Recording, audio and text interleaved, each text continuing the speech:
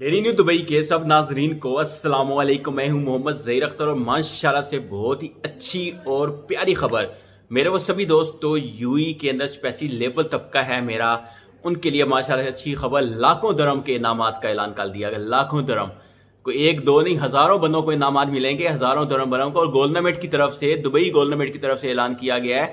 आपको पूरी डिटेल बताने जा रहा हूँ कौन सी जगह पे। वीडियो को शेयर कीजिएगा ज़्यादा से ज़्यादा। मे भी आप में से कुछ अच्छे दोस्त हैं जिनकी किस्मत अच्छी है तो उनको ये इनामात मिलेंगे।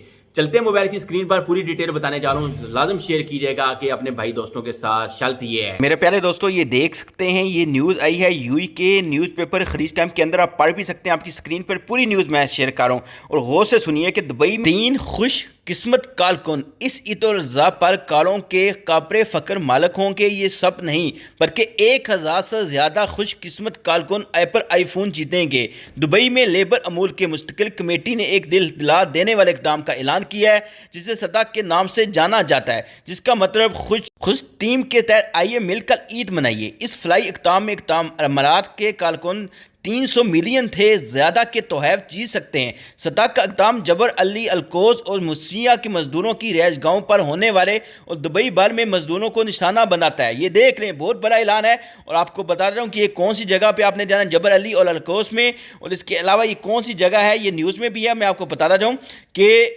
Permanent community for labour affair in Dubai, ये गूगल में आप सर्च करेंगे तो आपके सामने की पूरी डिटेल आ जाएगी।